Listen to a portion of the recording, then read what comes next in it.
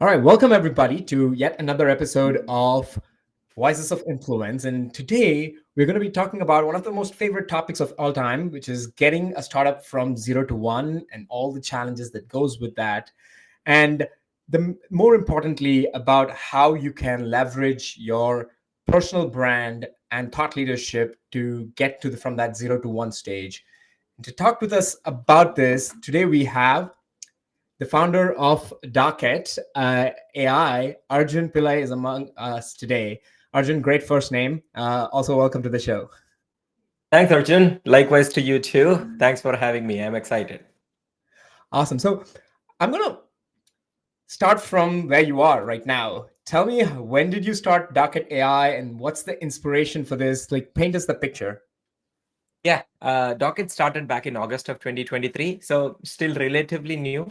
The inspiration of this is my third startup. I've done two of them before. Both of them got acquired successfully, thankfully. The latest one, the second one that I did, I sold to ZoomInfo, and most recently I was the chief data officer there. At ZoomInfo and elsewhere, with the customers, I've always done selling pretty much my entire career because, like you're a founder, you do selling. So this whole concept of when it's a complex product or service that you are selling, you need a ton of help around you. This is coming up every now and then across all of the companies that I speak with. I don't know if you know the stats, but something I recently learned back in 2015 to 2018 timeframe, out of the sales and marketing groups in B2B companies, 30% of the total FTEs, total full-time employees, were quota carrying. Today, that Hmm, number is 10%. So interesting. there's literally only 10% of people who are carrying quota that is taking the 90% of everybody else in sales and marketing, and then the rest of the company. It's just Hmm, plainly crazy. And these are all, the additional roles that these companies have, whether it is SDRs or the sales enablement people, RevOps people, sales engineers. These are all this is needed these days because the buyers are actually asking questions right from the first day because they have done their research. So in my mind, the only way in which the companies can come back to the higher efficiency that they used to have is by leveraging AI in hmm, their GTM process. And GTM process has, like, if I cut down, there is the marketing advertising at the top of the funnel where you hmm, can bring in AI. Then comes the outbound SDRing approach, where you can bring in AI to write your emails, personalize all of that. Then comes your account executive, right? That's hmm, the probably the highest value phase, and there are, like, a ton of opportunity there. That is where we come in. That's the hmm. inspiration for Docket. Our thesis of Docket is that almost all the questions that your buyers are asking, they have been asked and answered before, but it's somewhere in the enterprise. You cannot humanly pull it to one place. Let us do it. We will come Hmm. in, harness all of your existing company knowledge, build your knowledge graph for you, and we will make sure that your account executives have all the answers that they need to move the deals faster in a click of a button. I love it. I think this is, I mean, as any founder, you understand like the value of like your AE and the amount of support that they would need to like close this right now. So it seems like a very, very key part that you're bringing. Let's double click on that a little bit more, right? Like the AI is brand like fairly new in the mind of like most sales teams, even though like Yeah, AI in some form has existed and like most people in the startup understand that AI has existed, but it still feels brand new for everybody. sure. And so, how are the sales teams and everybody like taking this and like where do they see this? What is like the evolution of the go to market?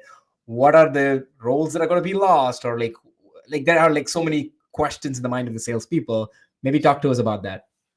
Yeah, absolutely. So, since you mentioned AI and evolution in GTM, GTM funnel is such a long funnel, Right. right? All the way starting from awareness at the top of the funnel and to like advocacy at the bottom of the funnel, right? People talk about it like a bow tie. So it starts from awareness, it comes down, and then it goes back into advocacy. So it's like the bow tie funnel.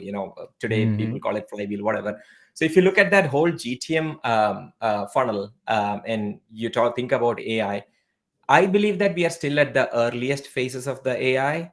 If you look Mm. at, let's say, 3 years, 4 years, 5 years back, the biggest place where people were using some form of machine learning or early AI was in customer support. Like the Mhm. chatbots, the support chatbots that you used to have, which used to do like supervised learning, and it could do a little bit of things to do some deflection of the incoming queries, and the deflection would be between 20% to 50% of the total incoming support tickets. So that was there. The new AI, the LLMs, the generative AI models are way more powerful, as you know, right? So today, like I said, at the topmost of the part, companies are leveraging it for advertising optimization, writing ad copy, writing blog posts, content, all of that. At the marketing level, people are starting to put AI into place. Again, Mm. I think the right way to do it is to kind of leverage AI, but still have like human in the loop very, very closely. Otherwise, this AI is really good at generation, but it is generating from everything that it has seen. The originality of human is still not quite there yet, because we are still talking artificial intelligence, not artificial general intelligence, which is what humans generally have. Mm. So that is the at the top of the funnel. Then comes down the SDRing.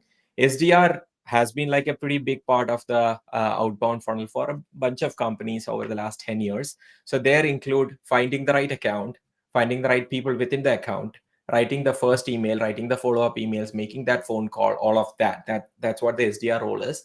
And many of that part is becoming automated, right? Like Mm. the account targeting is getting automated, the email writing is getting automated, the following up is getting automated, the personalization. So I actually think that the SDR is probably one of those roles that will go down in numbers, in Mm. like big numbers, right? Like not one or two. I actually think that it's probably going to come down from wherever it is to like say 50% Wow. of what it is today. By the way, there are 900,000 SDRs in the world, so we're talking about 450,000 people, right? Again, I'm not saying they will all lose their job tomorrow, right? That's not what I'm saying. And I'm not even saying they will lose their job. All I'm saying is they'll lose their SDRing job as it looks like today, Right. right? So they can all advance and do other things, which is what people like. Humans are extremely aspirational. Yeah. You land us on the moon, we will try for Mars. You land us on Mars, we will try for the next thing, right? Humans are extremely aspirational. So I don't necessarily think that this is a doom and gloom situation, right? I think we will aspire to build more. The AI is going to help us code. We are going to code even more complicated things. That's how I think about it. But there will be some job displacements in the short run where we are trying to figure this out, right? And that may happen. And then comes into the account executive, like the docket phase, where companies will need help with uh, the sales processes, following the sales processes, data entry, forecasting, revenue intelligence, product knowledge, sales engineering. All of that will be taken care at the account executive phase. And then at the customer support phase, it'll be a lot of automation. That it's probably going to be the first place where AI is going to go really deep, the customer support, both on B2C and B2B. And then eventually customer success. Customer success is still going through its own evolution, but there will be some AI that will plug in there also. So it's going to be that all of this is going to get impacted, and it's going to get impacted pretty quickly. We are not talking Right. 5 years. We are not talking months, 12 months, 24 months. We'll see like really strong adoption. The adoption is still not as high as we think it is, right? And Right. because the market is still coming out of that, it is, you cannot say it's coming out, it's still in that recession. Right. Market is driven by the top like 5 or 7 stocks that are all AI, Nvidia leading the whole thing. The rest of the Right. market is still not quite there yet, right? So once that is out, then it'll be a pretty fast adoption. I really like what you're saying with regards to yes, it's getting adopted slowly right now, but definitely the change is happening. And the way that you have painted the picture, it's almost like every aspect of this GTM pipeline is going to be severely changing. Like everybody's skill set, everybody's way they operate is going to significantly change in the next few Absolutely. months. It's exciting times. I Yeah. want to go back to like the entrepreneurial part of it, right? Like you have obviously started like 3 companies right now. This is your third time at this. And as a serial entrepreneur, you probably have seen this 0 to 1 stage quite a few times. First of all, let me ask this question. Is it any different right now? And if so, how? Is it different for me, or is it different out there in the market? Both for you Okay. personally as well as like doing it in 2024. How does it feel? Gotcha. Yeah, I don't know. For some reason, I never quite subscribe to the serial entrepreneur thing. It just feels a little bit of a hypey thing. Yes, I've done three companies. I've invested in about 20 or 21 of them. So I have seen the 0 to 1 a few times myself, and also helped some of my invested companies to kind of go through it, right? The Let me start with what is different between me, and then I'll come to what is different in 2024. I started when I was 23. Mm, I was in Kerala, India at that time. Had like startup as a word was unknown to me, right? So right. there's nobody to ask, there's nobody to mentor. You just figure it out. You make all the mistakes in the world, which I've made a ton of, right? Built like 4 or 5 products that failed before the first product actually succeeded. So all of that, every time you do it, you have figured out a little bit more, and you Mm, have a little bit more network that will help you. So mm. I'll give a very drastic example. My first company, I got 65 no's before I got the first yes for my investment. Wow. That time the company was already 2.5 years old. The company already had a MRR of, I think, $3,500 in MRR. Even with that, I was just trying to raise $400,000 the Wow. 2014, and I got like 65 people saying no before I got my first yes. Versus I came to Docket, I am leaving Zoom Info. I'm already getting bombarded with the number of people, and then we raised about $5.5 million so far. I said no to about $3.5 million more. Wow. Out of that 5.5 million, I didn't have a deck, no financial projection. Mm, I literally had like one document that I wrote for my clarity. That is the same document that I shared with some of these investors. The whole thing happened thanks to those investors. I'm not, they need to develop that level of conviction. But doing it for the third time, having like a brand name like ZoomInfo behind your on your resume, C level of a public company, all of that will help, right? So I was just taking one example to show how much different it was for me right. between the first company and third company. Of course, network, the first customers, all of that. Now coming to 2024, uh, if you look at a startup, the biggest challenge is probably between like three things, right? Finding the product market fit is the overall challenge. Right. Within that product market fit, there are two things you need to do, right? You have to hire, you have to raise money. Mm, right. You have to I would put you have to hire, you have to raise money, you have to find customers. So let's Right. forget the raising money part for the time being, because you can raise, you can bootstrap, whatever. Hiring starts from your co-founder.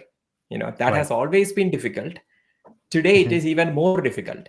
And the reason, it's very interesting actually. And overall hiring is also difficult because for the first time, engineers are starting to become CEOs, mm, right? If you look around, and for the I don't have any problems with that. I love that all many people are trying with startups.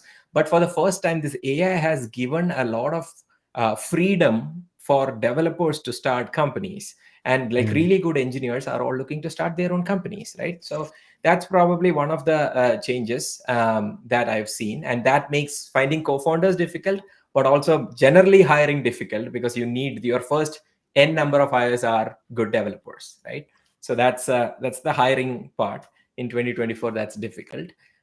Also, the seed funds available for the people who are starting up is also higher. So these people will get funded, which makes their life easier, which makes our life difficult. You know? right. The second part is reaching out to customers, right? It's insanely more difficult. When I Mm, started back in 2014, cold emails were not that welcome. Like when I wrote cold emails back in 2014, 2015, I would get stingers back, like, how dare you send me an email, right? right. Like I've Right. gotten enough of them.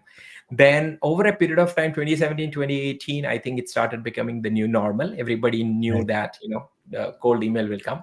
I think about 2019, 2020 time, people even knew that it's a cold email, it's coming from outreach, it is not somebody writing the email. All of that Right. is accepted and understood.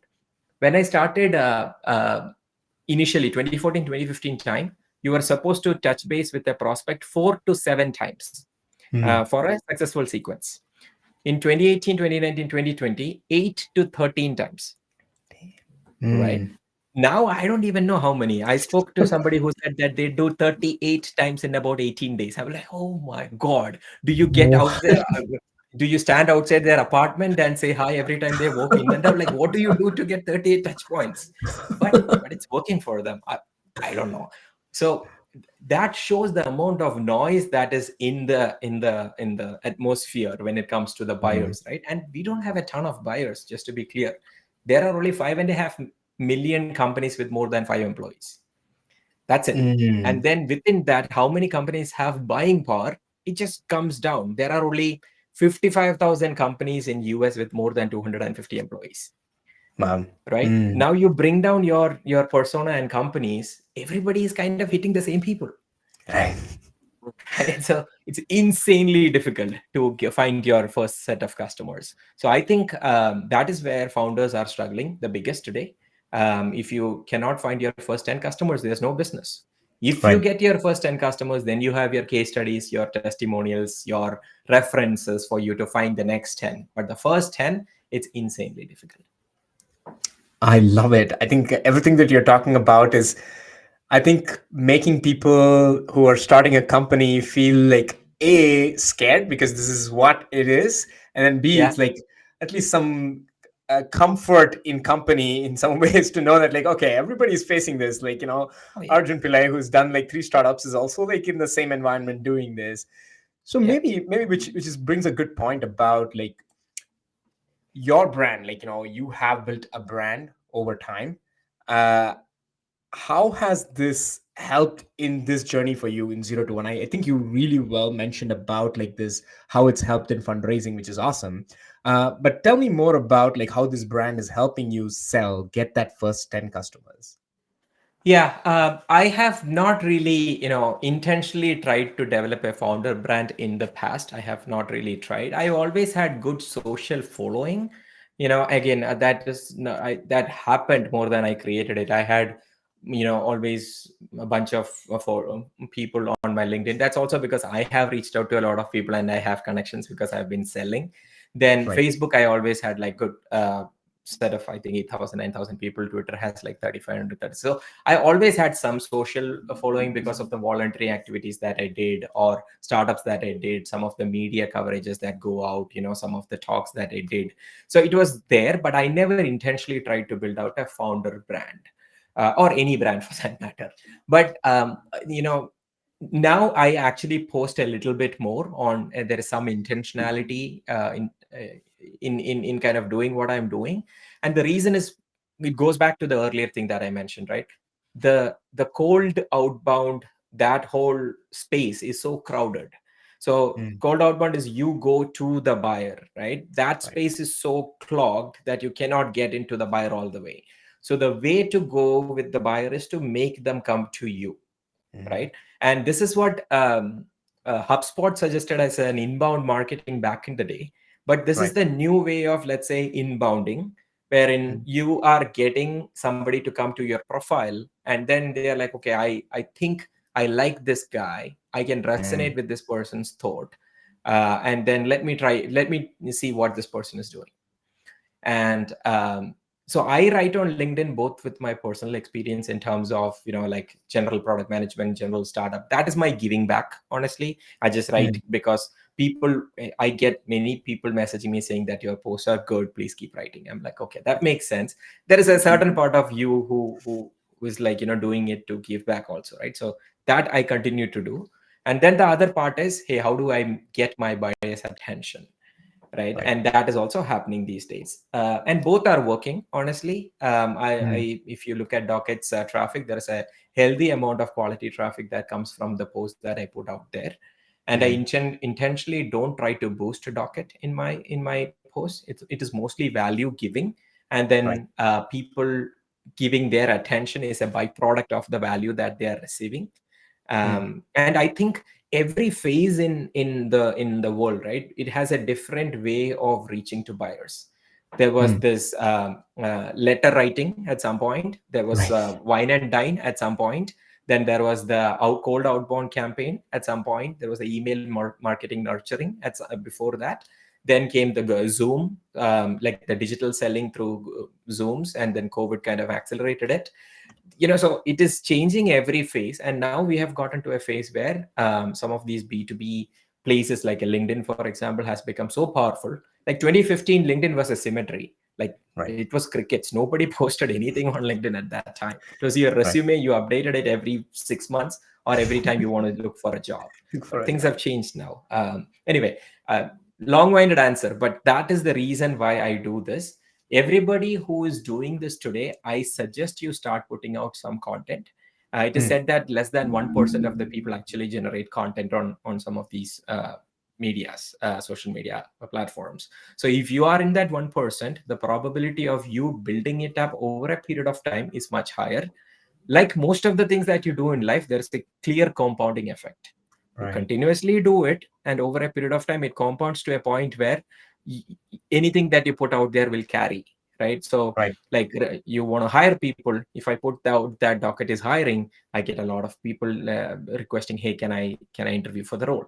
It's a big Mm. thing, right? Or if I put something like a celebration post, I have a group of people who celebrate with me, right? So anyway, so I suggest people do it.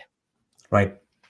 Yeah. No, this is great. I wanna maybe like distill like a couple of key takeaways over here, right? What would you say? Like, I mean, you already mentioned a couple of good ideas of like post content, and I think you come across as like someone who's like very authentic, and you're like very natural, and you're like very expressive about this. But people who are like starting about on this like idea of building their thought leadership or so, what would your suggestion be? Especially, I mean, you have a few like feathers in your cap to say, like exits in a couple of startups and everything, but some of them are not like so much well accomplished, or maybe like slightly. So what would be your strategy in terms of building thought leadership? Yeah. See, the being an entrepreneur, we have, they say, right, you have some unique insight. That's why you are an Hmm. entrepreneur. And in Right. the early part of your entrepreneur life, the thing that you have unique insight on is mostly the problem statement of your customers. Right? You Right. don't fully know the solution, you don't know the KPIs, you don't know the results, you don't know the impact, you don't know the efficiency boost, but you know the problem, right? Right. And you know the customers who have that problem, right? Just write about that. So the best Mm. way, there's a book which somebody suggested to me. It's called They Ask You Answer. I mean, it's a Mm. big book and all. They add a lot of fluff into it. Basically, what it means is they is customer, you is Mm. you. They meaning Mm. customers ask, you answer. That's what the book is about. You read the book now. If you want to read, Mm. go read. But there's nothing more. Uh, but it just means that your Shortest summary. customers, yeah, Right. that's all it is actually. But the fundamental is your customers have a ton of questions, Mm. right? They are thinking about the problem, they are searching for the problem. If you put out content that resonates against their thoughts, that is when you get picked up. Mm. It's very simple. There is an easier hack for it actually. One If you, I wrote about this on one of the LinkedIn posts, but not in this way, but I'll explain. If you are using a call recording software, which I Hmm. suggest you do during your sales calls, right? If you go back and look at your call recording that happens with your customer segment in the first, after the first demo and whatever, yeah, that there's your discovery, and then you do a demo, or then you talk about a few things. Then there is a phase where your customers are asking you questions, Hmm. right? If you go look at it, you will see a pattern of questions all the time, right? You're Hmm. like, are you SOC 2? Are you how do you take data? How do you Hmm. make sure that my data is not getting copied into a competitor instance? Hmm. Whatever. Like, there are always a bunch of things. Who are your biggest buyers? What are the KPIs that you are? So you see all of these questions. You can literally take questions out of that and the Right. answers that you give there, and then create that into post. Right. And you do it consistently all the time, like once or twice a day. I do once, try to do once a day, kind of is my cadence right now, because I don't have more time. But if you can do 2 times a day, then over a period of time, your growth will be pretty exponential on the content side. So look for those kinds of things. And people do all kinds of things. They are like, they listen to a podcast, and then Hmm. they are like, okay, take a small piece out of that podcast and put your thought on top of it and write it out. Hmm. Today, AI is helping quite a bit. There are a bunch of tools that are out there that will help you to avoid the writer's block.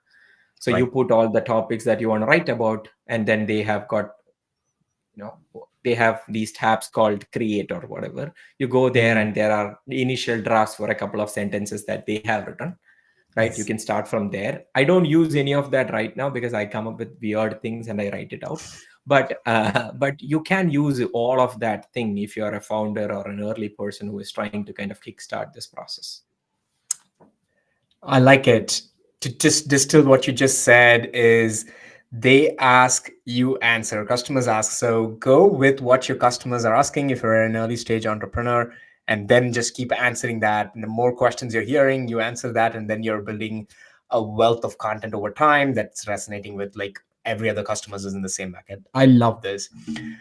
One last on this topic over here about like this idea of social selling. I think like you painted this picture really well, like from like 2014 or like even earlier to like the days of like cold calling to wine and dining to like now to outbound email to like LinkedIn to like this inbound media and like the social. It's things have evolved right now in like this way. What do you think is next, or like where is this going? Or I'm not sure anybody is going to be right, but what is your take on Yeah. it? Yeah, it's a great question, and I think you answered it to some extent too. I don't think anybody exactly knows where it's gonna go from here, but the things that we know is what is working right now, right? Like Mm, that's mostly what I mean. Everybody says artificial intelligence makes it more personalized emails possible, but AI is available for everybody, so everybody is gonna personalize, which increases right. the noise even more, right? Like how do you get over it? So we don't know, but the thing that we know is working is this whole thing of getting the attention of your buyers using content. Right. Even today, there is a pretty big limitation in terms of the amount of content that is out there. So if you are Hmm. a person or a company with unique perspective, you have to put your content out. That is working right now, and that will continue to work for a certain amount of time. And we don't know how much it is. If you look at any new technology, right, like video prospecting came up in what, 2016, like the Right. Vidyards of the world. It worked for like 2 years, Right. right? Drift came up in 2015, 2016, went mainstream 2017, worked 2017, 2018, maybe 2019 a little bit, that phase, Right. and then kind of started going down. So almost anything that the world comes up with in terms of GTM, um, it'll work for like a little bit of time until people either loses its novelty or Mm, people are already overusing it, and then that gets clogged and then the next thing has to come. So today the thing that works is this. right. You put out content out there, put it on social, whether it is Twitter. LinkedIn is amazing at this point in time. And then there are also understanding the algorithm of these systems a little Right. bit, I think is very critical. When you do, like, for example, LinkedIn wants everybody to use LinkedIn mobile a lot. So if your Right. content is optimized for mobiles, then it'll get picked Mm, up. Which is why people write one sentence, leave a space, then another sentence. Then I also write it that way, just to be, honest about it. But that's the reason, because it's very right. easily scrollable on an iPhone or an Android, and then I can read it quickly rather than a big paragraph. People will scroll through very quickly on a phone, right? The other thing is, whenever LinkedIn or any other system comes up with a new creative, then they will try to boost it. Carousel is the new Mm, thing on LinkedIn. If you put right. out a carousel, then it'll go up. The less explored places like TikTok, for example, you would be surprised at how many B2B folks are hanging around in TikTok and Instagram. I am seeing good people hanging out in TikTok. I don't have a following on TikTok yet. It still is a little too new for me. Right. I'm not super old, but I'm also older than TikTok generation, I guess. But that there is an opportunity certainly on like YouTube Shorts or TikTok or Instagram Reels, and kind of build out your following there. So you have to explore these things. You just have to go do Right. some of these things that are a little bit uncomfortable. If you're Right. really uncomfortable about putting your video, there are AI companies that will create avatars for you, which is pretty Right. good.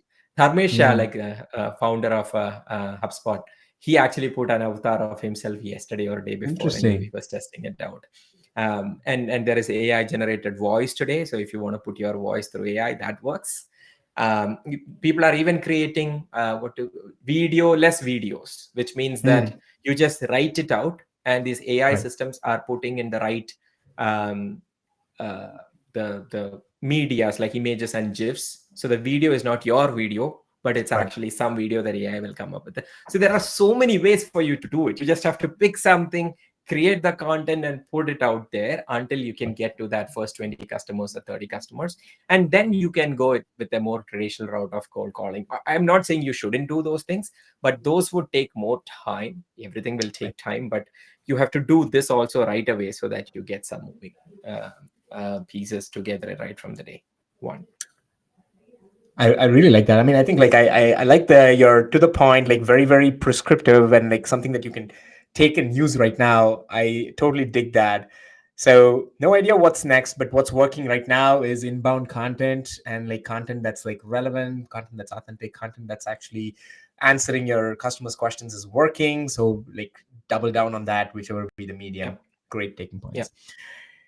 This is awesome, Arjun. I'm gonna jump to a series of, as I mentioned, a series of like this or that question. Again, this is as an Okay. entrepreneur, you have an entrepreneurial style, and so real quick, what comes to your mind? This or that? What would you pick? And like this need not be specific to your startup, just about what your style is right now. So let Mhm. me start with something over here. Funding your startup, bootstrap or VC backed? What's your instinct? I mean, I am VC backed today, so VC backed. Got it. Has this changed in the recent past, or has it always been like try to get VC backed as soon as possible? No, it depends on your purpose, right? I want to build a really big company. So the probability of you trying to aim for the fences, you need well capitalized cap tables and companies to try and do it. Bootstrapping will take time, and the window of opportunity might close. If you want to run like a lifestyle business and you want to run it for a really long time, don't worry about to give exits and things. Then bootstrapping is the right way to do it. If you want to do services business, bootstrapping is the way to do it. But if you're really swinging for the fences, then the by like 90-95% of the cases, it is VC backed companies that get there, except like a one Zoho or one, some bootstrap company here and there. So that's why I picked VC back right now. When if I start something when I'm 55, maybe I'll go bootstrap. Who knows? Makes a lot of sense. Awesome. So building your team, would you prefer like a lean team or like quick expansion, get the superheroes in there? Lean team. Lean team. Tell me Yeah. why, quickly. Yeah, the lean team, it doesn't mean that I wouldn't hire. I wouldn't look at the number of people as the metric. I will look at the right people as the metric. And the Hmm. right people, in most cases, you will have to wait out for the right people a little bit. You have to go through a lot of interviews to find the right people. You have to skip some of the extremely skilled but not the right people for your team. We did that recently. This was a conversation that came up between my CTO and me, and we explicitly decided that there are a set of the kind of people that we want to hire are this, and we defined it, right? And it's not crazy thing. It's pretty simple filters. So until we get them, let's not hire, right? Let's keep the team lean. It's much better to have a team that you really like, who are with you for a long time, rather than hire, fire, all of that crazy things. That's not the kind of company that I build. It's not a hire fast, fire fast company. It's like, come in, if you don't really like it, then we will help you find the next thing, but we want you to be here for a long term, hopefully getting everything that you need.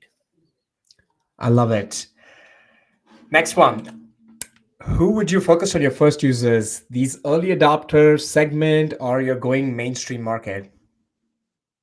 I mean, it doesn't matter. They have to be early adopters in my mind. See, even if you go with the mainstream market, what happens is within that market, there'll be a set of early adopters who are willing to take the shot with you, right? Only Mm, those people will be. So whether the company is an early adopter or not is one question. And there are some companies which are more early adopter mindset than others. But then your champion is what matters really. If your champion is an early adopter mindset person, regardless of what kind of a company you are, you're okay. But regardless of the company, again, if even if the company is very early adopter, like a startup friendly company, if your champion is not, then you cannot. So we are working with a public company. Actually, my champion is awesome. Like, I right. can, the justification that the person puts together, the metrics that the person keeps together, it's very the person is thinking from the company for sure, but they are also supportive of, this is a startup on this side, and being mindful about that whole thing.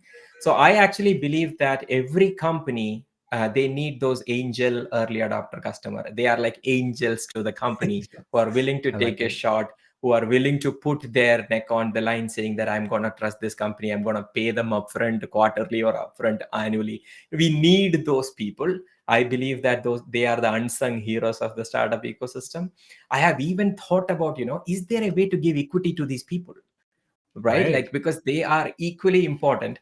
This was one good thing about, if the web3 panned out, in the way Mm, web3 came up, web3 tokenization was easy. You could have actually mm. tokenized the whole thing and given it away to your early adopters easily.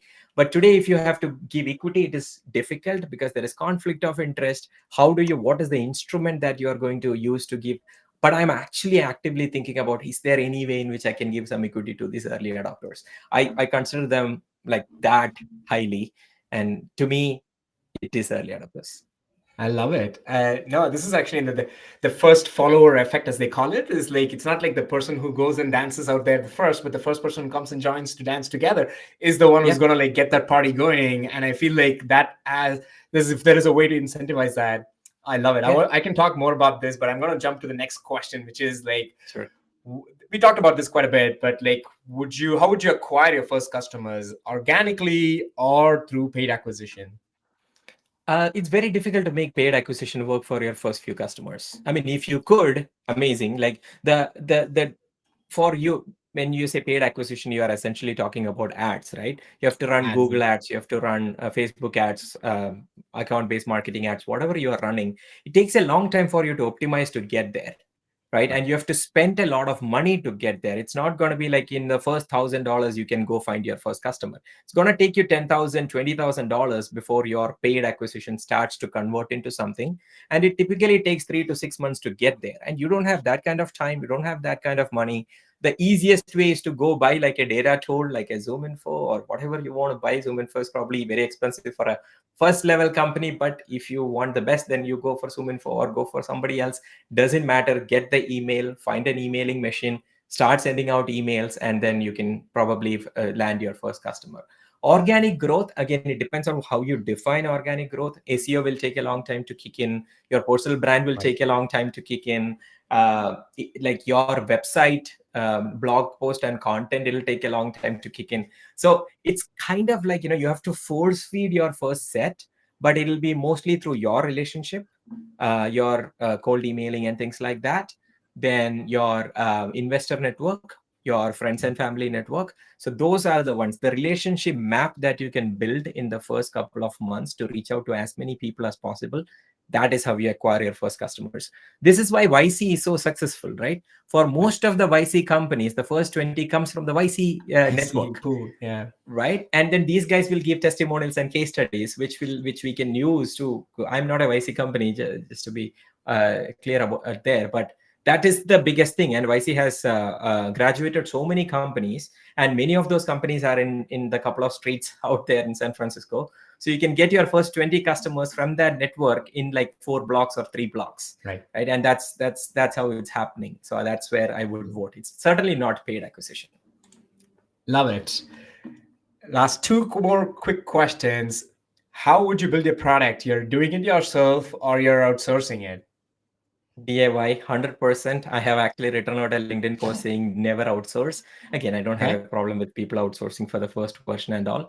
My thought process is even before building, for example, when we built Docket, what we did is we took the initial set of 7 people, seven mostly devs, one product manager, and co-founders. We actually went to Bali. And then we brought everybody, our team is in India. So we brought everybody from India to Bali. It was the first retreat of the company. Wow. The ideology was, we had to elevate their thought process to say that, hey, let us do something. We are going to do something that is very different. It's going to be at the forefront of the world. And to do that, we took like this swanky villa in Bali. It's not too costly Nice. in Bali, just to be again clear about this. But it was very swanky villa with a swimming pool, big house, people to give food and all of that. We got them there, and then we took like a whiteboard and then sat there, and I explained everything about the personas. What does sales Mm. enablement do? What does sales ops do? What does sales engineer do? What does CRO do? Mm. What are their KPIs? What does their day in life look like?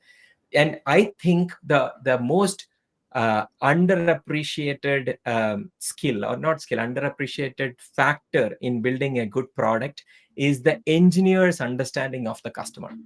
Right. If your engineers know what your customers are doing, and engineers know who they are building it for, then the probability of you being a successful product is much higher.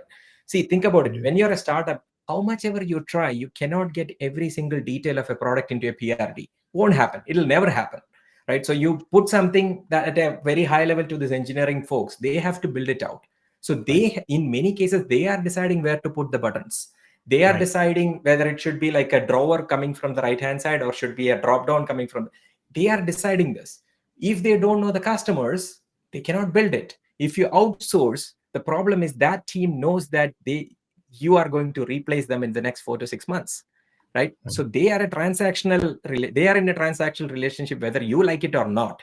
You can try as much to teach them, they are not going to learn, because for them it's a transactional relationship. So they will never empathize with your customer as much as your team. So Right. because of that, since I will always build product companies, I want my product to empathize so much to the customer. So for that, everybody in my team should empathize so much with the customer. So I will only do DIY. Love it. I love that detailed answer there. Perfect.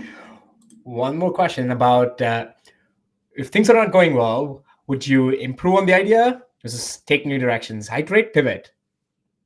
um, I think I will take a blank canvas and think about it. So you could call it like pivot is probably the right Mm. way. If it is not working, right? Like there is always the cost of the sunken cost fallacy, right? You have Right. already invested so much into this. How do you, like, let's try that small additional thing on top of this and see if that works. Then, you know, I invested in a company which was trying to do something in the agri-tech sector, and then the guy came to me and said, "That is not working. Here is what we are doing, and I have X amount of dollars left in my bank." And he explained the whole new idea, which was adjacent to what they were doing. I heard the whole thing, and I was like, "Hey, hang on. If you think about your company is a new company, and you have X amount of dollars in the bank, is this what you will go and do?" Mm. And he actually closed the marker and then sat on the chair and started thinking, is this what I would do? Probably not. I'm like, okay, so then don't have this baggage behind you when you are trying to figure out what your company is doing, right? If you want to go do orthogonal things in the world, just go do it. Like my first company, we built 4 products that failed and the 5th product succeeded. All 4 of them were very different. 5th product was totally different. With my Nice. second company, I did one pivot. We started it as data chain. The idea was data on blockchain. We ended up doing Incent, which was totally different. It was a conversational marketing sales platform, Wow. right? So Mm. I have never been um, afraid of going back to the drawing board, so to speak, and then take a very clean look and say, this is who I am. This is what I am good at. This is what my team is good at. This is how much money do we have. Knowing everything that we know, what should we do right now, Love right? it. Yeah, so having your knowledge is good, but I wouldn't carry any baggage in terms of, here's the technology that we have built, all of that, just so that's sunken, that cost Right. is gone. So it's much better to write it off, start from scratch, and then you will probably end up succeeding faster. I love it. I think that's a very, very, this is actually one of the more um, clarity approach that you've taken, which is different from like other people I've asked this question about. Most of the answers like usually like come together, but like this is very interesting. Last question is a very more personal one. Would you prioritize working the long hours doing the startup hustle versus like the maintaining the balance, work-life balance? I work really hard. So, Okay. I'll put hustle as the thing, but Nice. there is also the way I think about balance is this way, and it's not based on hours. I love working in startups. Zoom Info, my tenure at Zoom Info was amazing. Henry is a close friend. Henry is probably one of the most amazing people I've met in life. I used to report up to that guy. I have no problem seeing him as my leader. He's a true leader, right? But I still love Docket experience way more than my Zoom Info experience. I obviously Mm, work way harder at Docket. It's very simple. I think of it this way. I have to work hard, but I also have a lot of flexibility. If mm. Arjun, 5 minutes before this thing is happening, I write to you and say, "Hey, Arjun, I have this thing. My baby, she needs me. Can we postpone?" You're not Right. going to shout at me. You're just Yeah. going to say, "Arjun, that's fine. We'll do it." That flexibility is what a startup will give you, right? Mm. Because in a big company, you have like 18 people on a meeting. You cannot just pull out, right? Mm. Because it's very difficult. So that the way I tell it to everybody at my company, and everybody works insanely hard at Docket and probably all the startups, honestly. But I also tell them, what you also have is that flexibility. If you have something to attend at home, go. We have an office in Bangalore, but you don't have to come to office every day. You go when you want to go. If there is something happening at your home, your family needs you, take off from Bangalore, go to your native, go be there for however weeks you want, and then come back. If you want to take off, just say, "I am taking off for the rest of the day." No questions asked, right? So I like that way, and I love learning and working long hours. I think I'm not the smartest guy in the world. I will never be the anywhere close to the smart category. I just have to do the work, right? I just have to overwork them. So that's what I do. So I pick hustle. I like it. I think like this is very interesting from like a third time entrepreneur, because usually like the first time when you're doing this, I've heard people hustle all the time, but like the opinions change over time when they're doing their second, third, and fourth startups. And so I'm glad to know that like you still have the hustle and you're still like going at this with like the full might of this. Arjun, this was a fantastic conversation. I cannot tell you, like, we ran like about 10, 15 minutes more than I usually would do, but I loved every bit of it and I enjoyed your conversation. Thanks for showing up and appreciate all your insights.